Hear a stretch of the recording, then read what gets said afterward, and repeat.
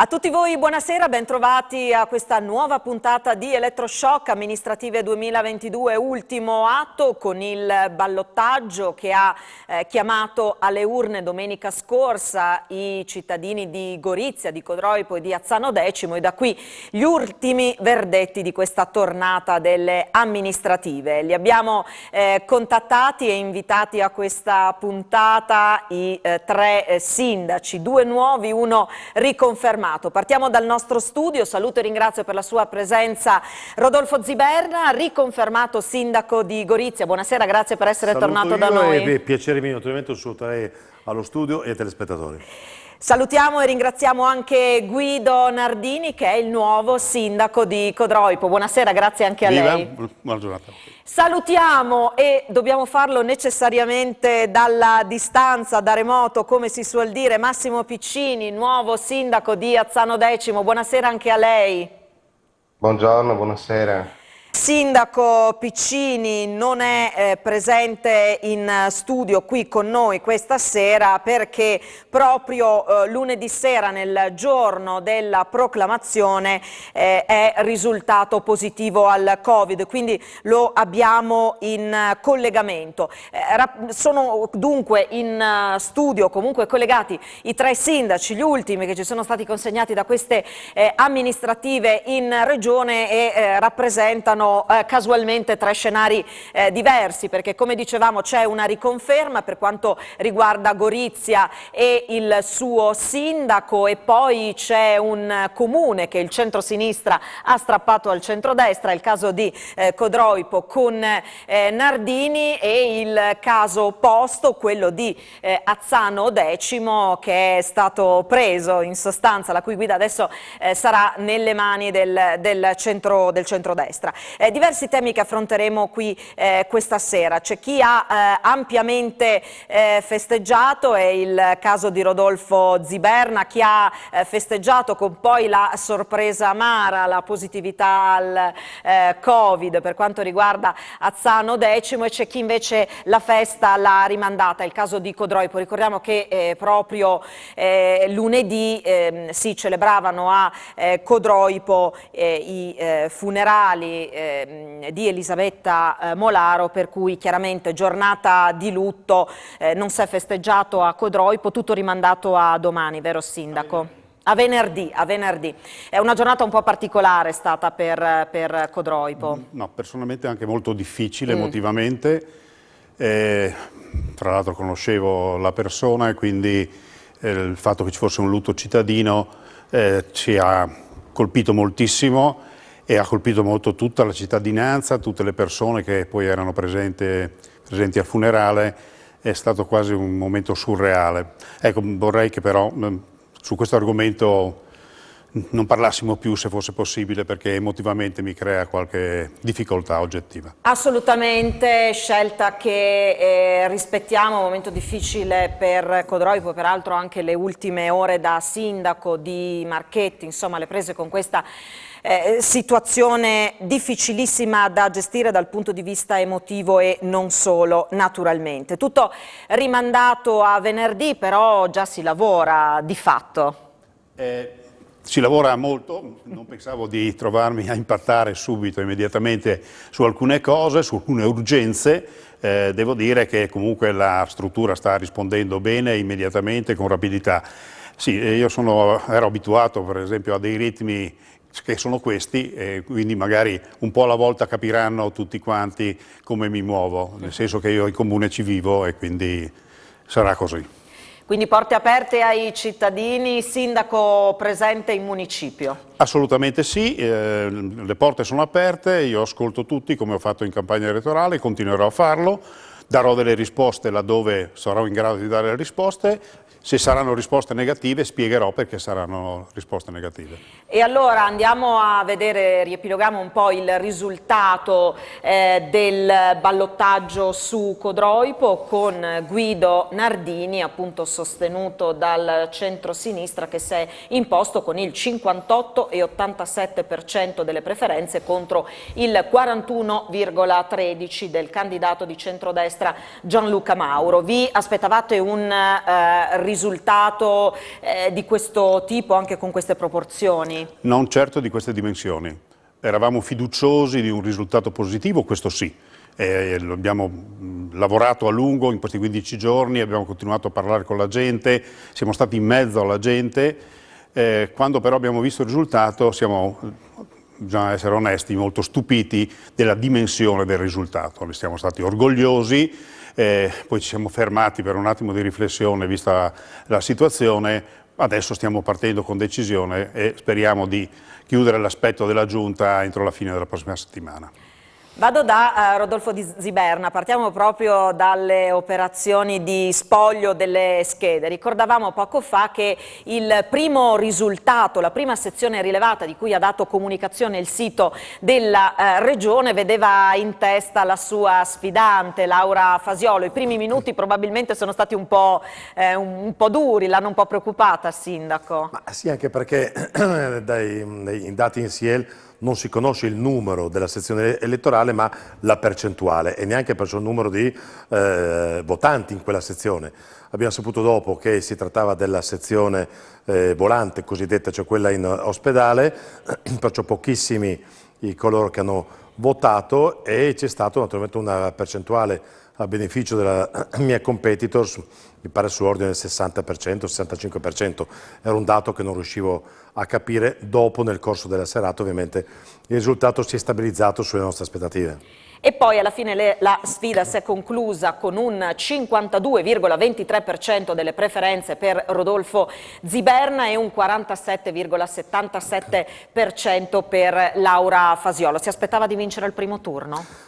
No, assolutamente no, anche perché la nostra scelta è stata quella della governabilità, nel senso che 5 anni fa, nel 2017, mi ero presentato con 8 liste a mio sostegno e abbiamo fatto la scelta, visto quello che era accaduto dalla metà della consigliatura in poi, cioè quella fragilità della nostra maggioranza per tutta una serie di vicissitudini, abbiamo ritenuto di privilegiare appunto la governabilità, cioè 5 liste, significa 120 candidati in meno.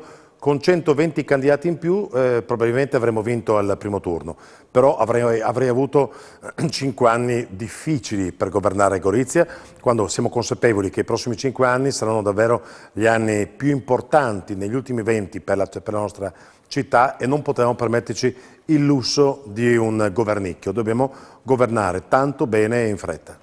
E poi ricordiamo, magari su questo torneremo, che la maggioranza in Consiglio Comunale si era spaccata sull'approvazione del bilancio previsionale, ma insomma torneremo su questo. Andiamo dal sindaco di Azzano Decimo, Massimo Piccini. Lunedì insomma è stata una giornata importante, lei ha ricevuto la fascia da sindaco da chi l'ha preceduta in municipio. Grande soddisfazione per questo ribaltone ad Azzano? Sì, grande soddisfazione anche perché lei sa che io sono stato 10 anni all'opposizione dell'amministrazione Putto e quindi per noi è stata una grande rivincita quella di scoprirci domenica sera in testa contro ogni previsione a quanto si era detto insomma, in precedenza rispetto al centro-sinistra che governava da tanti anni il comune di Azzano Decimo. Tra l'altro lei ha vinto con oltre il 60% delle preferenze, quindi insomma un distacco importante sul suo sfidante Enrico Guin. Chiedo anche a lei se si aspettava una vittoria di queste proporzioni. Di queste proporzioni no, avevamo il sentore che stavamo facendo bene sul territorio perché la risposta da parte della gente c'era. Tra l'altro non abbiamo fatto apparentamenti né accordi a ribasso, siamo andati via spediti fin dall'inizio con le due formazioni che mi sostenevano, cioè la mia civica Azzano 33082 e la lista di appoggio, lista politica di Fratelli d'Italia. E la stessa cosa ha fatto il centro-sinistra, quindi ci siamo ritrovati ad armi pari a combattere questa battaglia. E diciamo che siamo veramente soddisfatti per l'esito che abbiamo ottenuto perché abbiamo fatto una battaglia contro i mulini a vento, contro tutto e contro tutti. Le chiedo una cosa, visto che abbiamo detto che la giornata della proclamazione poi in qualche maniera è stata un po' rovinata da questa notizia della positività al Covid, sta bene comunque, ci pare Sì, sì, sono solo raffreddato, un po' di raucedine, ma niente di che. Questi sono i sintomi diciamo, dell'ultima variante Covid. Tra l'altro le comunico che per esempio da Zano Decimo ho ricevuto gli ultimi dati dell'ASPO, ci sono circa 150 positivi attualmente. Abbiamo dato notizia insomma in questi giorni del fatto che i casi appunto stanno aumentando, quindi ci vuole sempre attenzione, anche se diciamo l'aspetto positivo al momento, speriamo che le cose si mantengano così, è che non c'è la pressione sugli ospedali, anche i casi di polmonite che tanto avevano preoccupato nelle precedenti ondate al momento non ci sono. Speriamo naturalmente che la situazione rimanga questa. Sta lavorando da remoto in queste prime giornate da sindaco? Sì, devo dire la verità che per fortuna la tecnologia ci supporta e ci aiuta e quindi mi sto relazionando con il segretario comunale anche per questo difficile passaggio, chiamiamolo così, di consegne e quindi mi sto rapportando direttamente con lui in queste ultime ore e questi giorni. Guai se non ci fosse la tecnologia a supporto in questo Eh, caso. Poi in un momento come questo. Ci fermiamo, andiamo un attimo in pubblicità, poi di nuovo insieme per parlare con i sindaci. A tra poco.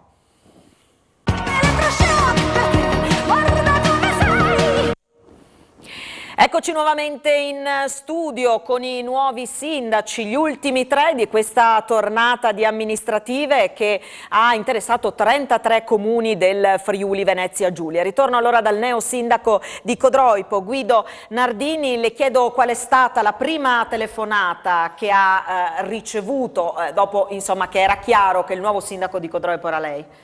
L'ho ricevuta da Fabio Marchetti, ex sindaco di Codroipo, è stato particolarmente gentile con me, mi ha convocato immediatamente alla mattina successiva per il passaggio di consegne. Sì, io ero un po' imbarazzato perché non ricordavo più la procedura come dovesse avvenire e quindi sono stato particolarmente sorpreso da questa chiamata e quindi bene, sì, era l'1 di notte, il 2 di notte, quindi io ero lì in attesa del numero finale, quindi anche se ormai era abbastanza chiaro quell'ora. Come sarebbe andata a finire. Insomma, 2 mandati da parte di Fabio Marchetti che si sono conclusi con il centrodestra che ha lasciato il passo al centro-sinistra. La prima chiamata che ha fatto lei? Ah, bella, questa adesso mi mette in difficoltà. Se devo dire la sincerità, ho chiamato mio figlio. Beh, è bello questo. Immagino insomma che le famiglie nel periodo di campagna elettorale abbiano un ruolo molto importante Sì, per un candidato. Sì, è un ruolo strano anche perché nel caso della mia famiglia io l'ho sempre cercata di tenere un attimino distante dagli aspetti politici o amministrativi anche nel passato. Loro sono molto discreti, sono stati quieti, tranquilli, mi hanno supportato senza fare grandi cose, però mi hanno tenuto vivo, attento a tutti i dettagli anche in campagna elettorale, soprattutto nei rapporti con le persone, con la gente, con i cittadini. E questo per me è un valore aggiunto che probabilmente ha fatto anche la differenza. E allora, visto che abbiamo citato Fabio Marchetti, andiamo a sentire che cosa ha detto al microfono della nostra Isabella Gregorato proprio lunedì scorso. Il primo dato che emerge è che la sconfitta più grande che il centrodestra subisce nella seconda Repubblica, anche perché nella prima il centrodestra non c'era, c'era la vecchia mamma DC con il pentapartito. Quindi dal 93 in poi il centrodestra, a parte le mie 2 vittorie, non ha mai subito una sconfitta così pesante. Questo è il primo dato che mi viene in mente. Il secondo, ma che è stato sottolineato, ho letto le dichiarazioni del sindaco Nardini, è la bassissima percentuale di persone che si sono recate alle urne. Qui il tema è condiviso ovviamente da tutte le parti politiche, il rimboccarsi le maniche perché la disaffezione alla politica con la P maiuscola è causa soprattutto di chi la politica la fa di mestiere come me e come tanti altri e quindi dobbiamo non solo fare una riflessione ma rimboccarci le maniche perché la disaffezione alla vita politica che si trasforma poi nel non voto è quanto più di male sia alla democrazia in Italia.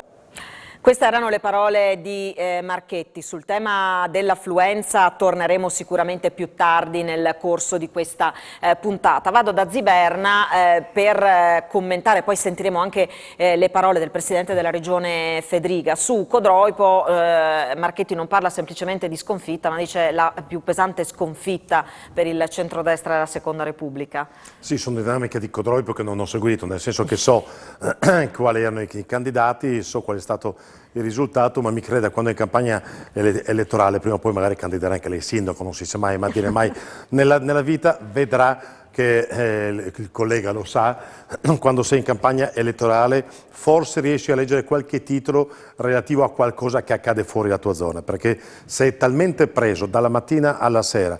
Tra l'altro io devo cercare di coniugare, oltre al governo della città con tutte le sue priorità, dai PNRR piuttosto che la capitale europea della cultura, naturalmente alla campagna elettorale.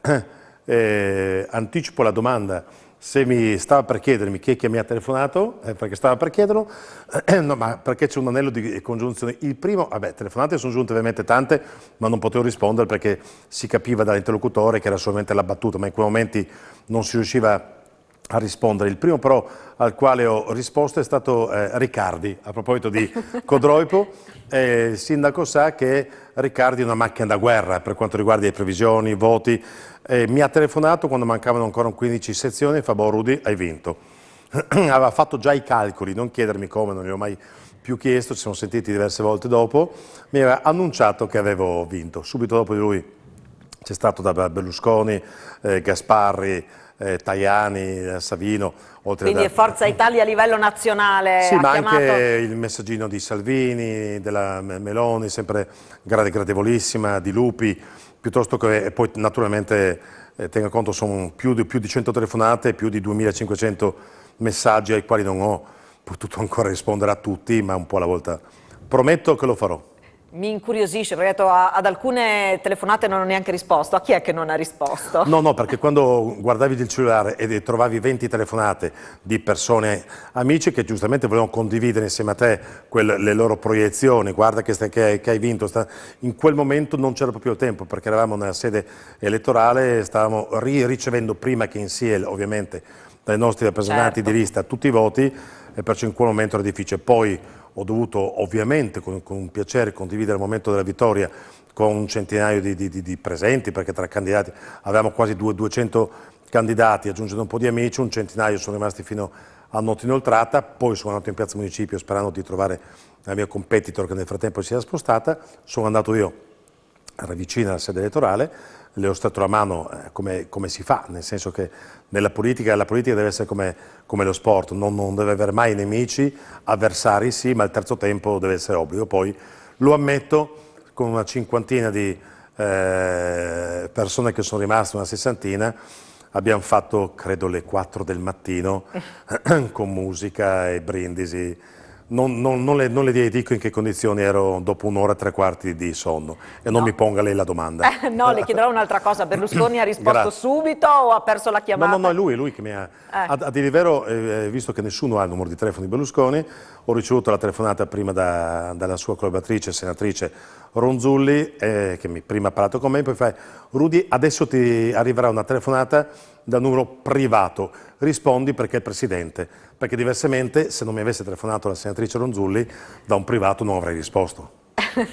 Allora vado da Guido Nardini per sapere anche se ha ricevuto le congratulazioni o la stretta di mano dal suo sfidante Gianluca Mauro. Purtroppo no, non l'ho sentito, ho sentito altri assessori, ho ricevuto il mattino successivo una chiamata anche da Riccardi, l'assessore regionale. Mi è dispiaciuto, lo dico onestamente, se fosse successo il contrario io sicuramente avrei alzato il telefono e avrei fatto le congratulazioni. Poi dopo, se lui ce l'ha con me per altre motivazioni, mi dispiace molto. Beh, qua però bisogna lavorare per Codroipo, ci sono nel suo comune come in tutti i municipi tante sfide quotidiane da affrontare, tante risposte da dare ai cittadini. Come intende porsi nei confronti dell'opposizione? In forma collaborativa assolutamente, aperto all'ascolto, al suggerimento. Qualcuno si è stupito perché il passaggio di consegne, perché Marchetti è venuto, ci siamo visti una volta e anche due col vice sindaco, ho sentito Bianchini.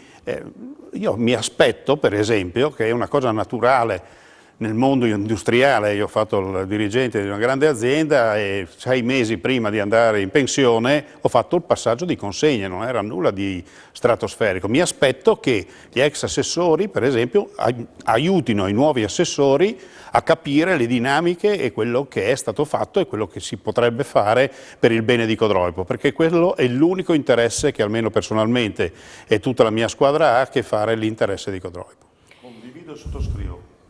Questo è un aspetto importante, vale nel privato, vale tanto più nel pubblico, anche perché insomma sappiamo che in tanti municipi non c'è tutto il personale che servirebbe, chi ha la memoria storica, chi ha lavorato ed è stato operativo ha sicuramente in mano un tesoro prezioso che è fondamentale anche poi per chi subentra. Questo insomma, al di là di quella che può essere l'amarezza di una sconfitta, resta quello che è, dovrebbe essere insomma il primo obiettivo, che è quello insomma di dare servizi alla propria comunità, cercando di farlo nel migliore dei modi possibili.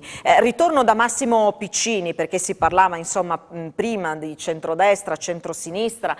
Abbiamo sentito dire in questi giorni, lo abbiamo sentito anche in riferimento a quello che è il quadro che è emerso da queste amministrative a livello nazionale, che il centrodestra vince se unito. Di fatto ad Azzano X è successo qualcosa di diverso, perché al primo turno Lega e Forza Italia hanno sostenuto un altro candidato, Piccini, con il quale poi lei non ha fatto accordi per il ballottaggio, è così? È perfettamente così. Al primo turno Lega, Forza Italia e un altro progetto FVG, sì, il progetto FVG avevano sostenuto il candidato Bortolus, che era stato un mio ex collega ai tempi della giunta di centrodestra che ha governato dal 2002 al 2012 a Zano X.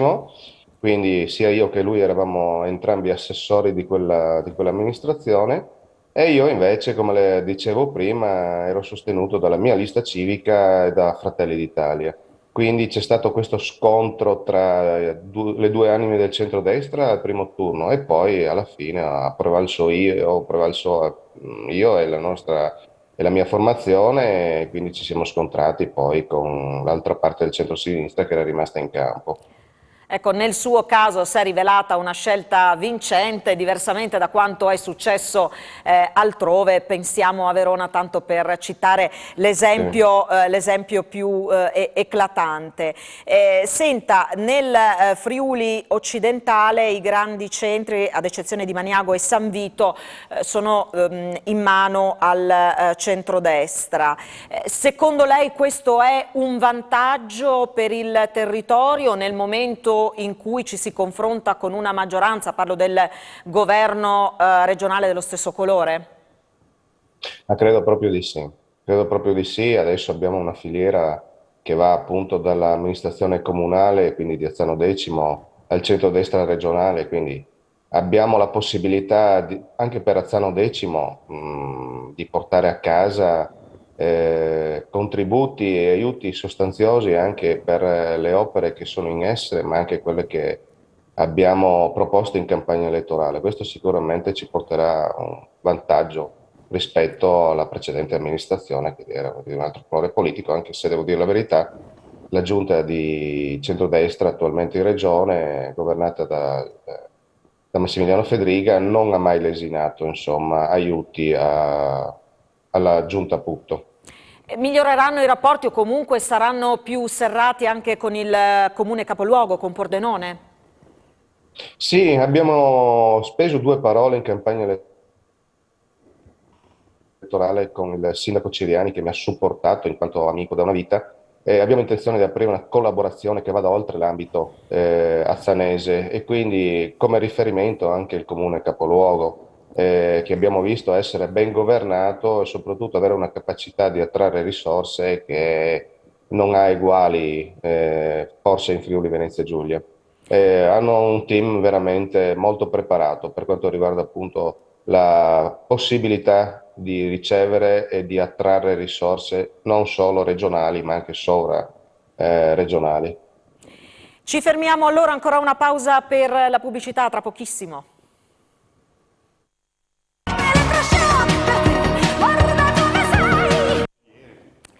Eccoci nuovamente in studio con Elettroshock. Torno da Rodolfo Ziberna. Parlavamo prima della scelta fatta, diceva il sindaco, quella della governabilità, e abbiamo solo fatto riferimento, ma adesso scendiamo un po' più nel dettaglio, a quanto si è verificato in Consiglio Comunale con la maggioranza che si è spaccata sull'approvazione del bilancio previsionale. Intanto le chiedo com'è andata, che cosa le è rimasto di quell'episodio? Non precisamente il bilancio provvisionale che era passato, ma la delibera della Tari, Ecco. che però alla fine, visto le condizioni in cui si trova dal punto di vista finanziario il nostro comune, non dico che sia la stessa cosa, anche se tenga conto che il nostro bilancio pareggia sui 152 milioni di euro, però la delibera Tari era importante perché nel caso in cui non fosse, adesso sappiamo che il termine vi è stato prorogato stamane, penso, o ieri pomeriggio, domani mattina, comunque nella conferenza Stato-Regioni si è deciso di prorogare il termine dei bilanci e perciò delle tariffe, tributi al 30 luglio.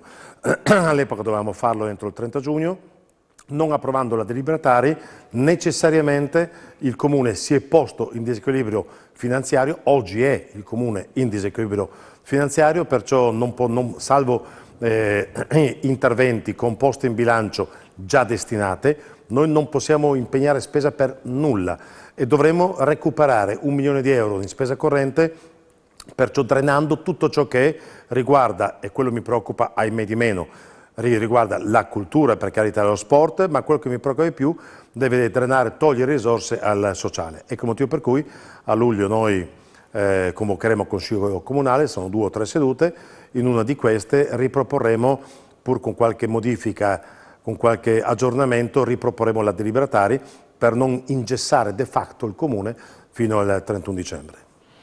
Nardini, da dove si parte a Codroipo? Da dove partirà la sua amministrazione? No, dal programma che abbiamo definito e dai punti principali. Noi sta molto a cuore la sanità soprattutto territoriale, e quindi insisteremo su questo argomento, che sappiamo ci sono molte difficoltà. A Codroipo ci sono 800 cittadini che non hanno il medico di medicina generale, faccio un esempio, o il distretto sanitario che è stato in gran parte svuotato dei servizi di base, e quindi io mi confronterò, e anche qui chiederò un confronto non solo con il direttore del distretto, ma in particolare con l'assessore regionale. Peraltro ci siamo già sentiti, ho grande rispetto per lui, anche perché ci conosciamo da quando eravamo ragazzini, quindi ci siamo confrontati, abbiamo fatto anche delle bellissime discussioni molto vivaci anche quando eravamo in Consiglio Comunale assieme, però questo è l'argomento principale. La seconda cosa è l'ASP Moro, in questo momento è commissariata, è un problema molto delicato, ci auguriamo che il commissario riesca a risolvere l'aspetto soprattutto economico. Dal punto di vista gestionale lui ha esperienza, quindi sono convinto che sta già riallineando alcune realtà.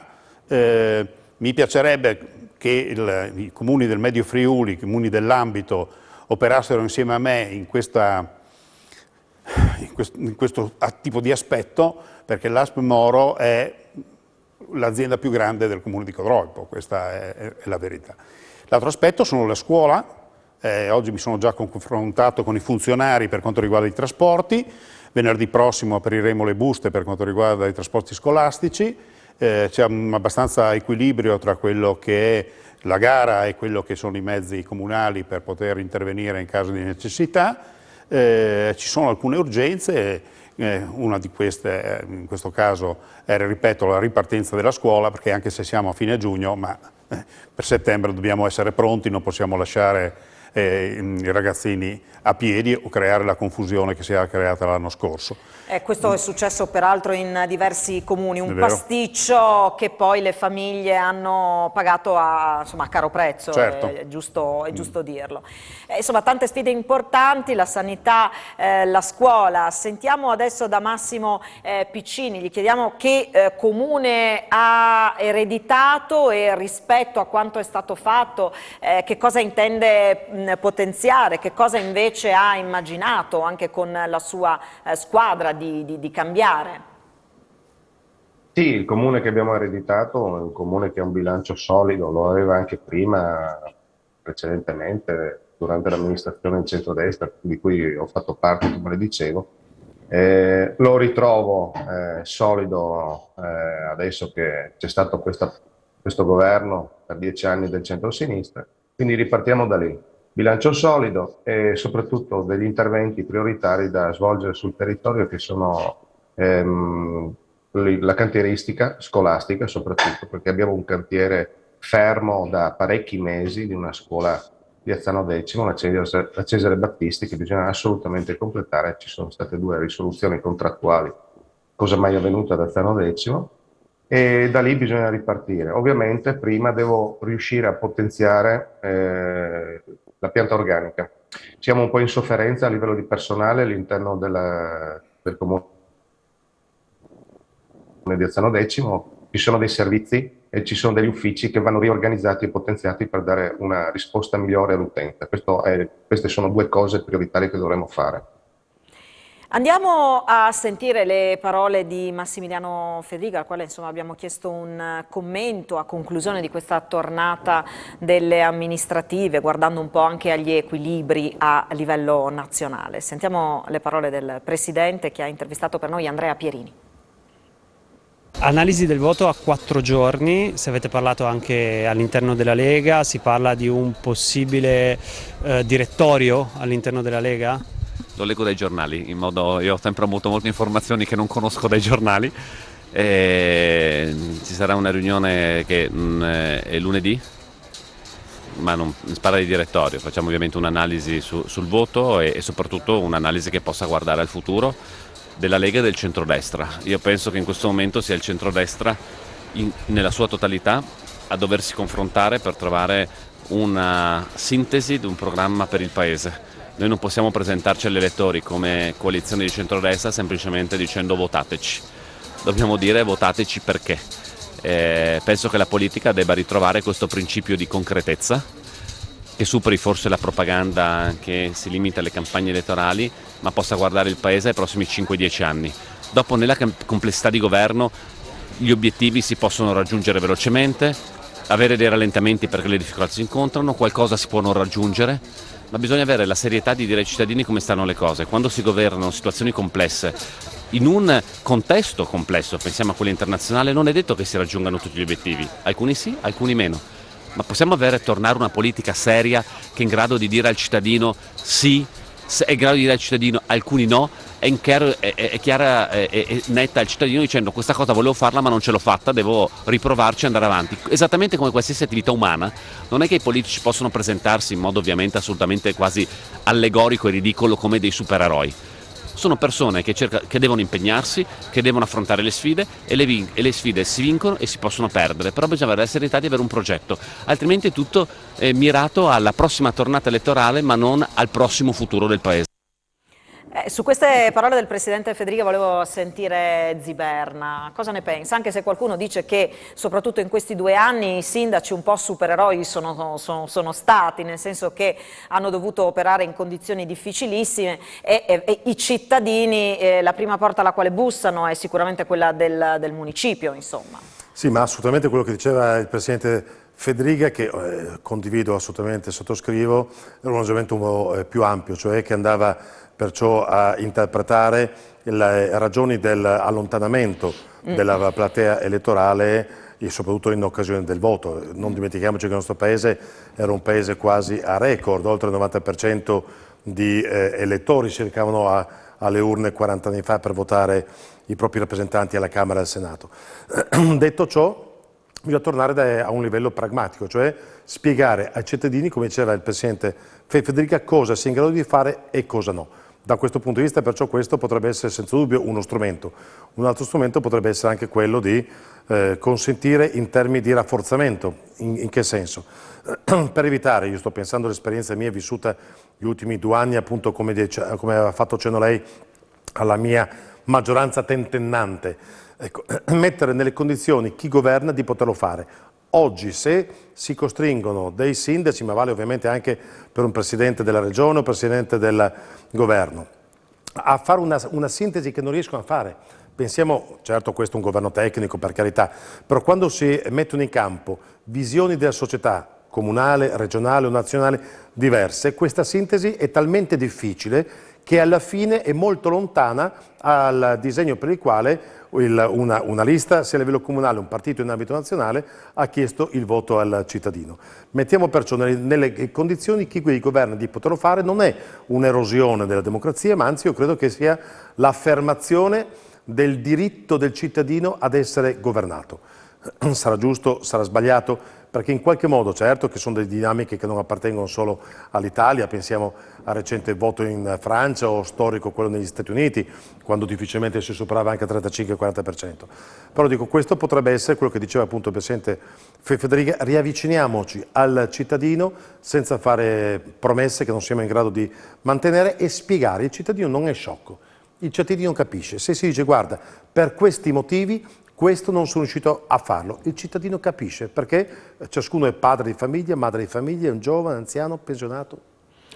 Ecco, vado da Nardini proprio su questo tema. Un sindaco, un'amministrazione chiaramente deve fare delle scelte quando governa una città, quando governa un paese. Sicuramente le scelte non possono accontentare tutti, se così fosse probabilmente qualcosa non andrebbe.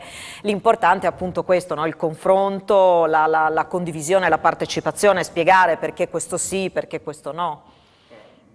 Le ultime parole del Presidente Federica mi hanno fatto piacere da un certo punto di vista, in quanto è realmente quello che noi abbiamo fatto in campagna elettorale.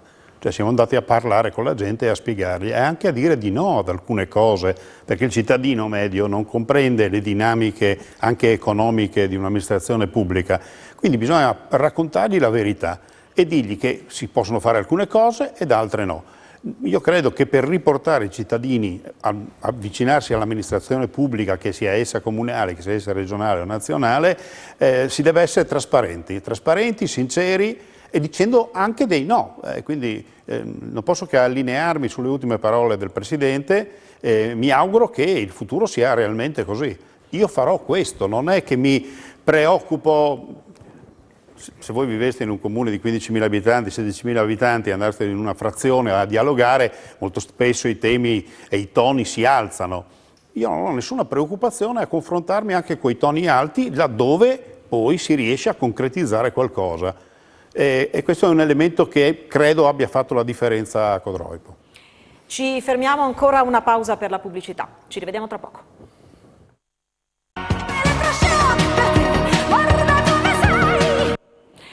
Rieccoci insieme con Elettroshock. Si parlava prima della pubblicità, del rapporto con i cittadini, delle scelte che gli amministratori devono fare, delle promesse elettorali che devono insomma poi essere mantenute.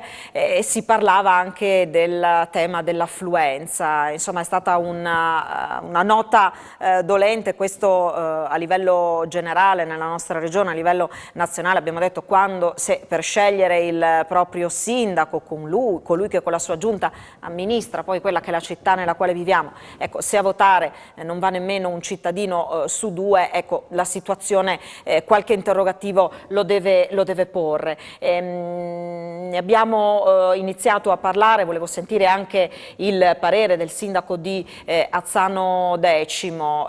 Questo insomma è un tema anche per quanto riguarda il ballottaggio, dove i cittadini erano insomma chiamati a scegliere tra 2 sfidanti. Anche qui insomma siamo rimasti sotto il 50%. Sì, siamo rimasti sotto il 50%, però c'è anche da comprendere che siamo in piena estate.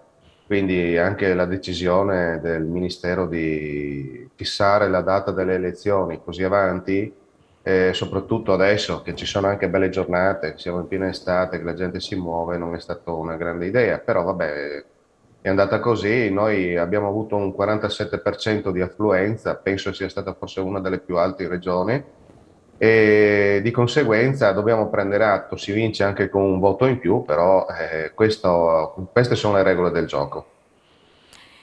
Sentiamo sul tema dell'affluenza anche il Presidente della Regione, Federica.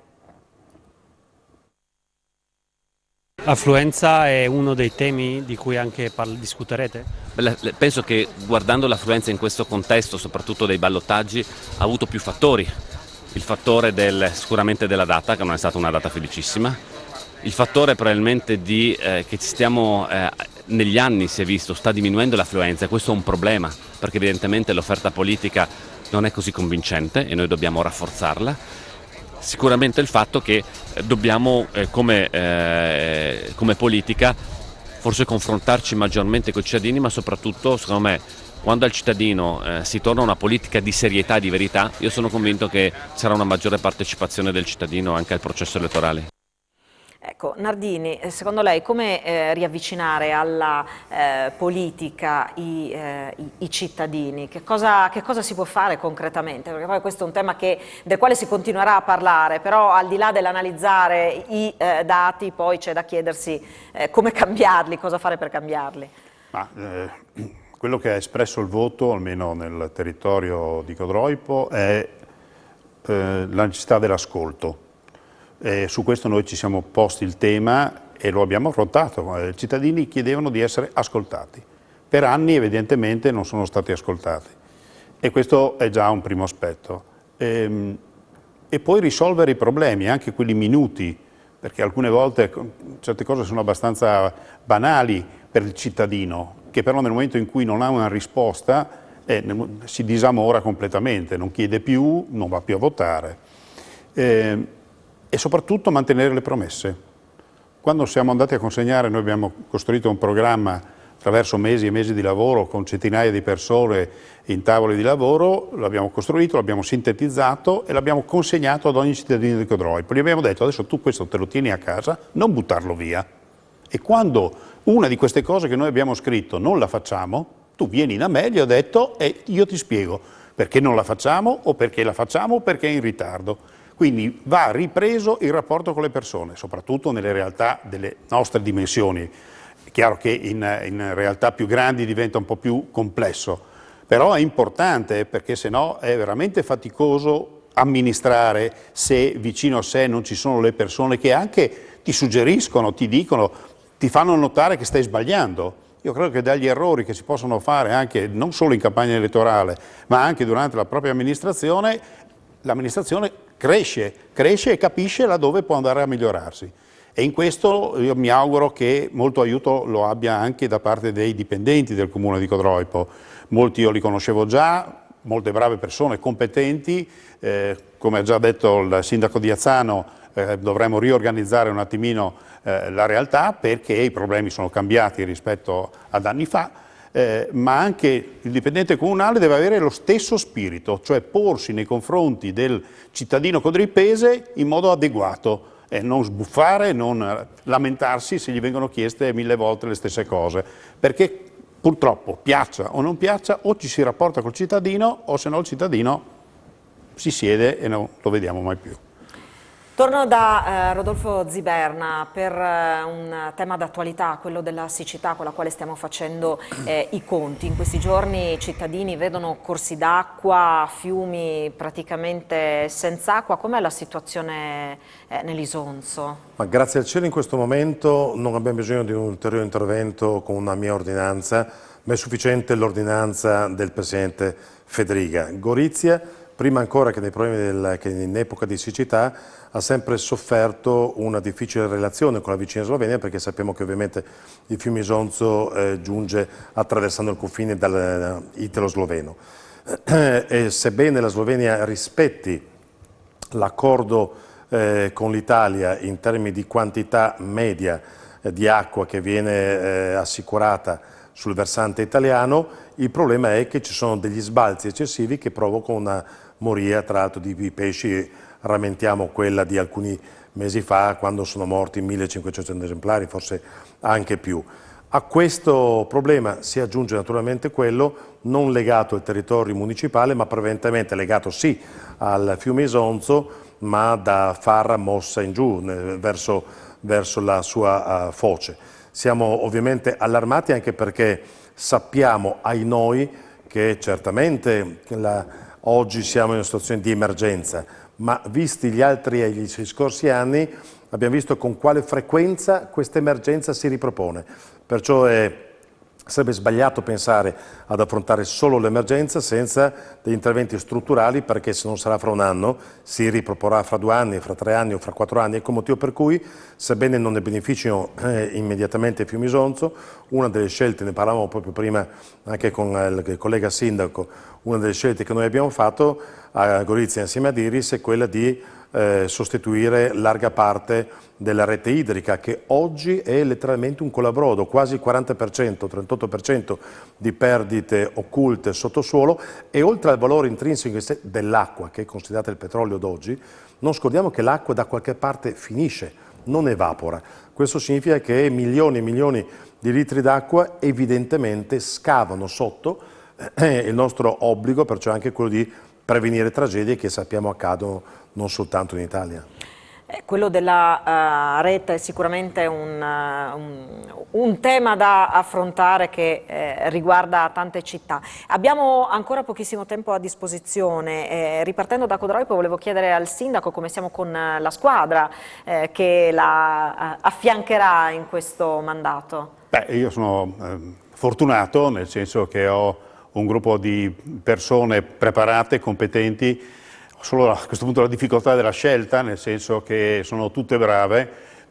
Credo che alla fine della prossima settimana saremo in grado di definire nel dettaglio sia gli assessorati sia i presidenti di commissione. La mia intenzione comunque è quella di far crescere i giovani amministratori, quindi nel limite delle norme cercherò di affiancare ad ogni assessore anche un consigliere delegato su argomenti specifici. Questo perché abbiamo bisogno anche di far crescere e far nascere gli amministratori del futuro. Sicuramente il futuro non sono io, ma il futuro sono questi ragazzi preparati, che sono stati in grado di aiutarmi, ma che sono in grado di amministrare, ma hanno bisogno ancora di un pochino di acquisizione di esperienza che gli manca. Ecco, questo percorso noi lo facciamo in parallelo e io sono molto sereno e non credo che ci saranno proprio nessun tipo di discussione sulle scelte che faremo. Ecco, ad Azzano Decimo il sindaco Piccini ha già annunciato, mi corregga se sbaglio, che Giacomo Spagnol di Fratelli d'Italia sarà il suo vice. Allora intanto mi conferma questo e poi ci sono novità per quanto riguarda il resto della squadra. Grazie al fatto che non ho fatto apparentamenti né accordi, posso lavorare con la squadra che mi ha sostenuto fin dall'inizio, quindi ho tutte persone di fiducia. Avevo annunciato pochi giorni fa che il vice sindaco sarebbe stato Giacomo Spagnol di Fratelli d'Italia, che è un giovane promettente. Un altro nome che le posso fare con assoluta certezza è di un assessore esterno, un giovane anche lui che mi ha affiancato in tutti questi anni di amministrazione, che si chiama Alberto Locatelli, che è già stato consigliere comunale con la parentesi, diciamo così, di centrodestra qualche anno fa. Ma le posso dire anche che nella giunta, che ho già quasi definito, ci saranno 4 donne e 3 uomini. Siamo in 7 più il sindaco 8.